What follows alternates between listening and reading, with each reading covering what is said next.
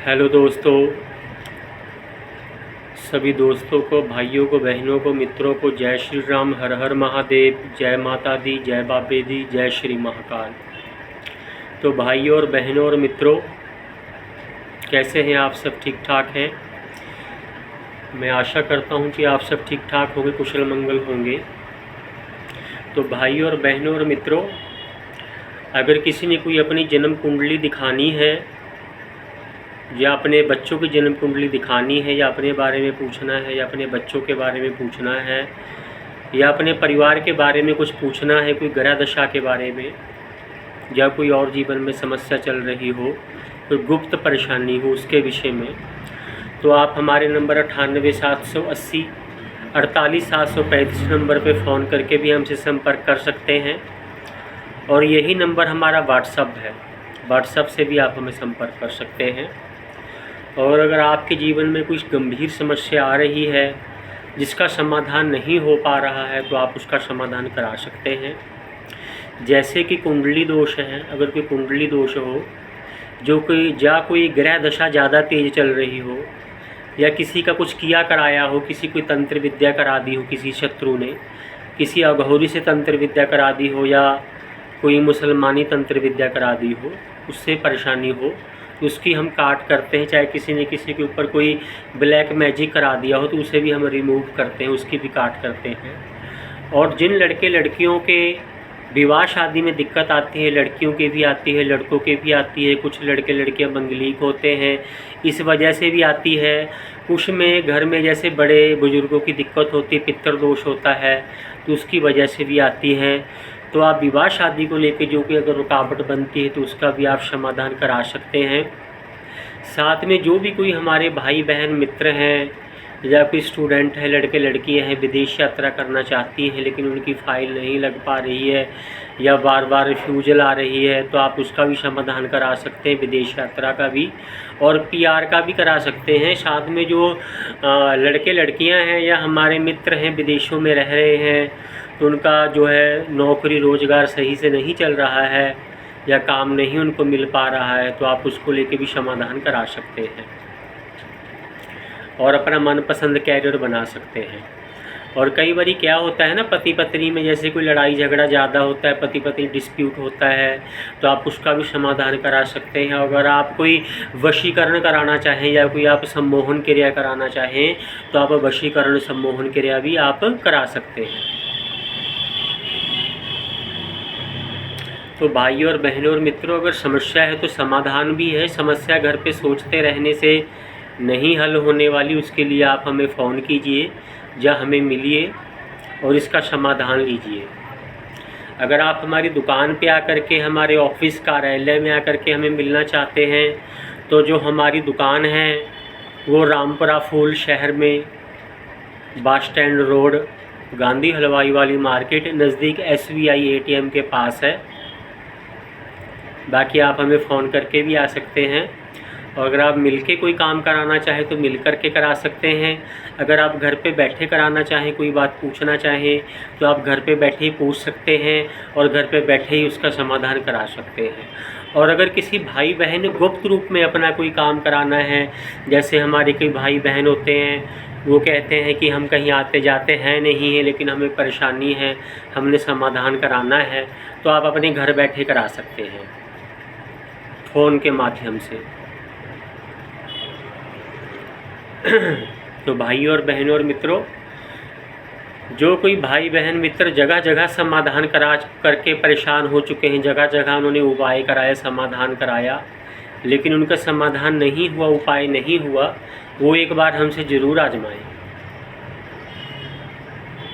और अपना भाग्य अपने हाथों से जगाएं।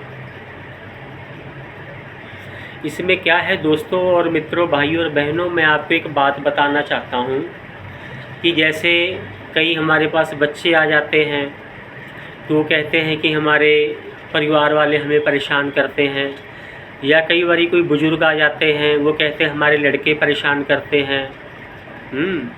तो उसमें जैसे उनको जो भी किसी चीज़ को लेके परेशानी होती है, सबके अपने अपने कर्म बंधन होते हैं। कुछ जो बच्चे पैदा होते हैं वो माँ बाप की सेवा के लिए पैदा होते हैं और कुछ बच्चे होते हैं कि उनको ना तो माँ बाप से मतलब रहता है, ना ही माँ बाप को संतान से मतलब रहता है। एक माँ ऐसी है कि जिसका बच्चे की ओर जो है खिंचाव बना रहता है, जो माँ है उसका बच्चे की ओर खिंचाव बना रहता है। लेकिन जो एक बाप होता है, ये भी तरह तरह के होते हैं, सबको हम एक जैसा नहीं कहते। बहुत तो बाप ऐसे होते हैं कि अपने संतान के पीछे मर मिट जाते हैं, पूरी ज़िंदगी लगा देते हैं। और एक बाप ऐसे होते हैं कि उनके खुद के शौक़ नहीं पूरे हुए होते अभी तक उनकी खुद की तमन्नाएं पूरी नहीं हुई होती, अभी तक खुद के उनके शौक़ पूरे नहीं हुए होते। ठीक है ना, ये चीज़ है। और ना ही उनसे कोई परिवार से मतलब होता है। उन्होंने खा लिया, पी लिया, घूम लिया, मस्ती कर ली, बस यही उनकी ज़िंदगी है, कीड़े मकोड़ों की तरह। जो माँ बाप अपने बच्चे का सही से पढ़ाते लिखाते नहीं हैं, बच्चों का ध्यान नहीं रखते हैं कि बच्चे क्या कर रहे हैं, कैसे नहीं हैं बच्चे हमारे, तो वो माँ बाप सबसे बड़े पापी हैं। वो उनसे बड़ा पापी कोई नहीं है। वो चाहे जितना मर्जी दान कर लें, चाहे जितना मर्जी पुण्य कर लें, चाहे जितना मर्जी तीर्थ कर लें, ठीक है, लेकिन उनको कीड़े मकोड़ों से ज़्यादा उनकी ज़िंदगी नहीं है। जो मरते हैं ना, मरने के बाद वो कीड़े मकोड़े ही बनते हैं किसी गंदी चीज़ के। तो जैसे यानी कि माँ बाप हैं, अगर गाड़ी का इंजन सही चलेगा ना आगे, तो डब्बे अपने आप सही चलेंगे। अगर इंजन ही गलत चला, गलत रास्ते पकड़ लिया, तो डिब्बे भी गलत रास्ते चले जाएंगे। तो माँ बाप का, जैसे माँ तो चलो घर पे रहती है, अपना उसका काम है बनाना, खिलाना, कपड़े धोना, साफ़ सफाई रखना। हाँ, अब जो पिता होता है ना, वो मेन होता है घर में। ठीक है, तो अगर पिता जो हैं उसके लक्षण सही हैं, सही से जीवन में अपना निर्वाह कर रहा है, और उसे चिंता है अपने परिवार की, अपने बच्चों से प्यार है, अपने परिवार से प्यार है, और वो अपना जीवन अपने परिवार पर निछावर कर रहा है, तो ऐसा दोस्त तो हो ही नहीं सकता कि बच्चे उसको ना चाहें, जब बच्चे उसको छोड़ दें, जब बच्चे उसका ख्याल ना रखें। ठीक है ना। और जब घर में जो सबसे बड़े होते हैं, पेरेंट्स होते हैं या पिता होते हैं, वही ऐसे हों कि उनको घर से किसी से मतलब ही ना हो, तो फिर क्या होता है, बच्चों को ही मतलब नहीं रहता उनसे। ठीक है ना, तो बच्चों को भी उनसे मतलब नहीं रहता है, तो उनका होना ना होना एक बराबरी है। ठीक है ना, अगर वो हैं तब भी उनको उसका कोई लाभ हानि नहीं है, अगर नहीं है तब भी कोई लाभ हानि नहीं है। तो भाइयों और बहनों और मित्रों, मैं यही कह रहा हूँ कि आजकल जो समय है, जैसे कि आप जानते ही कलयुग चल रहा है, और बहुत कठिन समय है, बहुत बीमारियाँ चली हुई हैं। ठीक है ना, तरह तरह की दुर्घटनाएं हो रही हैं, तरह तरह के एक्सीडेंट हो रहे हैं, तरह तरह की बीमारियां हो रही हैं। तो आप अपने परिवार से जुड़ के रहें, अपने बच्चों का ध्यान रखें कि बच्चे कहाँ जाते हैं, कहाँ जाते हैं, कहाँ आते हैं, क्या खेलते हैं, उनको नज़र में रखें, अच्छे संस्कार दें। अगर वो कोई गलत बात बोले तो उनको डांट के उनको समझाएं कि बेटा ऐसे नहीं ऐसे बात करनी है, ऐसे नहीं ऐसे बात करनी है। और सबसे बड़ी बात, जैसे मैंने बताया है कि घर में माता पिता हैं, बच्चे हैं, तो बच्चों में अगर जो पिता है ना, जो पिता है, अगर उसकी बुद्धि सही होगी, सतबुद्धि होगी उसकी, तो उसका परिवार सही रहेगा हमेशा। ठीक है ना, ये चीज़ है। और अगर पिता ही नखट्टू हुआ, किसी काम का नहीं हुआ, ठीक है, अभी उसका जो मूलाधार चक्कर है अभी वहीं पे है, मूलाधार चक्कर में ही है, अभी उसका मूलाधार चक्कर जागा नहीं है। ठीक है, मूलाधार का मतलब मेरा कि परिवार के लिए मन में भावना नहीं है और इधर उधर धक्के खाने हैं। तो ऐसे लोगों को कोई नहीं पूछता है। ऐसे लोग जब मर भी जाते हैं ना, उसके बाद भी इनको कोई याद नहीं करता है। तो बच्चों को अच्छे संस्कार दें और अपना भी आचरण सही रखें। ये बहुत बड़ी चीज़ है, अपना आचरण सही रखना। भाइयों और बहनों और मित्रों, इस संसार में कोई किसी का है नहीं है, कोई किसी का नहीं, ना कोई किसी का बाप है, ना कोई किसी की माँ है, ना कोई किसी का बेटा है, ना बहन है, ना भाई है, ना रिश्तेदार है, ना ही कोई दोस्त है। ये जो संसार है सब मतलब से चलता है, स्वार्थ से चलता है। अगर एक दूसरे से मतलब है तो संसार चलता है, अगर एक दूसरे से मतलब नहीं है तो फिर कोई बात ही नहीं है। लेकिन परिवार एक ऐसी चीज़ है, जैसे कोई माँ है या पिता है या बेटा है या बेटी है या घर पे बच्चे बुजुर्ग हैं, तो परिवार एक ऐसा चीज़ है कि परिवार में हमें बहुत देख के सोच समझ के चलना पड़ता है। बहुत लोग ऐसे होते हैं कि बाहर के लोगों से तो डरते हैं वो सबसे, बाहर के लोगों से डर लगता है उनको, और घर में बीवी होगी, बच्चे होंगे, उन पे रोब मारेंगे, उनको डांटेंगे, उनको मारेंगे, उनको उल्टा सीधा बोलेंगे, हाँ, और बाहर से लोगों से उनको डर लगता है। ऐसे ऐसे लोग भी हैं। तो कहने का मतलब मेरा यही है कि अगर आप अपने बच्चों को अच्छा संस्कार देंगे, आपके बच्चे आपको सही स्थान पे देखेंगे आप कर क्या रहे हैं। आजकल बच्चे बहुत समझदार हैं। जितनी समझदारी पहले 18-20 साल की उम्र में होती थी, अब उतनी समझदारी 13-14 साल के बच्चे में हो जाती है। तो अगर आपके आचरण सही हैं, आप सही से परिवार में रह रहे हैं, बच्चों को अच्छे संस्कार दे रहे हैं और ख़ुद भी सही से रह रहे हैं, तो आपका परिवार एक तरह के स्वर्ग की तरह है। स्वर्ग से कम नहीं है, स्वर्ग ही है, ठीक है ना। जो मरने के बाद वाला स्वर्ग नरक है वो तो बाद में है। इंसान पहले तो यहीं पे स्वर्ग नरक भोगता है।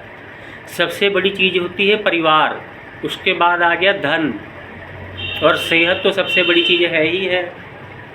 और जिस इंसान ने अपना परिवार नहीं कमाया, समझ रहे हैं ना, जिस इंसान ने अपना परिवार नहीं कमाया, अपने परिवार के मन में अपनी जगह नहीं बना पाया, अपने परिवार के दिल में अपनी जगह नहीं बना पाया, तो उसकी जो ज़िंदगी है ना, कुत्ते और सूअर की जैसी है। जैसे सूअर ने खा लिया, पी लिया, ये वो कर लिया, सो गया, फिर उठ गया, तो कुत्ते और सूअर से ज़्यादा उसकी ज़िंदगी नहीं है। और अगर वो परिवार को चाहता है, परिवार उसको चाहता है, ऐटोमेटिक है, जब हम परिवार को चाहेंगे तो परिवार भी हमें चाहेगा, ठीक है ना। तो उसी का जीवन स्वर्ग है।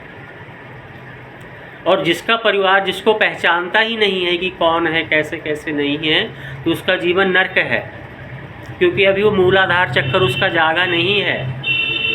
अभी मूलाधार चक्कर में अभी गंदगी में ही घूम रहा है दिमाग उसका, अभी उससे फ्री नहीं हो पाया। ज़रूरी नहीं आदमी की उम्र 100 साल हो, अगर आदमी की उम्र 50 साल भी है ना, अगर वो सही से ज़िंदगी जी ले तो लोग उसे याद करते हैं। और जिसकी ज़िंदगी जिसने सही से जी नहीं, चाहे वो 100 साल का ही है, उसके बाद कोई नहीं पूछता उसको कहाँ आया, कहाँ गया, कैसे था, कैसे नहीं था। तो भाइयों और बहनों और मित्रों, सबसे पहली चीज़ आप अपनी सेहत का ख्याल रखिए, उसके बाद अपने परिवार का ख्याल रखिए, उसके बाद धन का ख्याल रखिए। धन बाद में है, पहले परिवार है।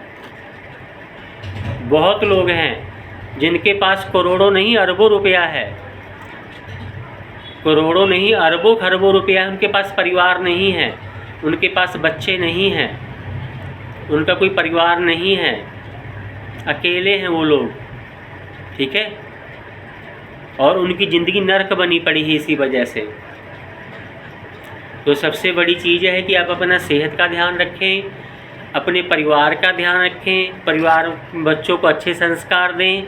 घर के बाहर आप जैसे मर्जी रहें, जैसे मर्जी चतुर चालाकी करें, जितनी मर्जी चालाकी करें, चतुराई करें, बेईमानी करें, कुछ करें घर से बाहर, पर जब आप घर पे आ गए तब आप परिवार में आ चुके हैं, तब अपनी चतुर चालाकी जो है वो घर में मत दिखाएं। घर में परिवार के जैसे रहें। और परिवार संयम से चलता है, बर्दाश्त करनी पड़ती हैं बहुत बातें। कई लोग होते थोड़ी सी बात बोल दो उसे भी अकड़ जाते हैं, थोड़ी सी बात पे, तो वो परिवार चलाने लायक इंसान नहीं है। वो परिवार बड़े संयम से चलाया जाता है और बड़े शांत मन से घर पे रहना पड़ता है। परिवार में 2 बातें बर्दाश्त करनी पड़ती हैं।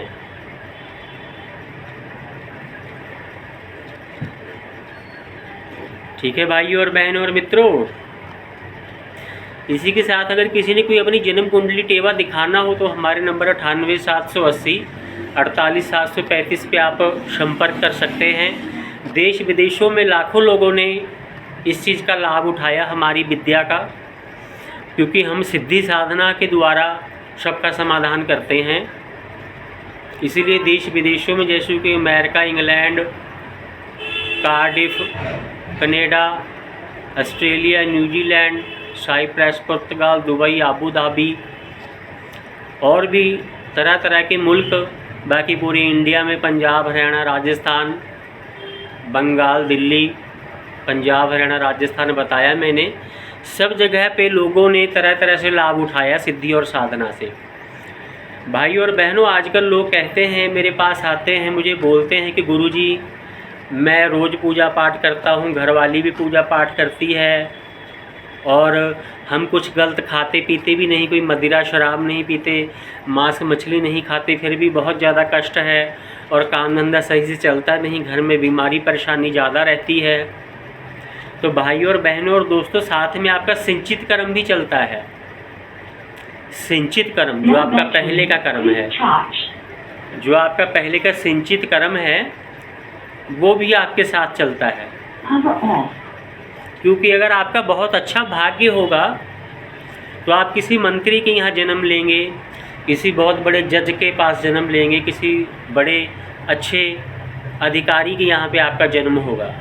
अगर आपका भाग्य अच्छा नहीं है पिछले जन्म का तो आप किसी गरीब के घर पे जन्म होंगे, खाने पीने की भी चीज़ों की दिक्कत लगती रहेगी। तो साथ में सिंचित कर्म भी होता है हर इंसान का।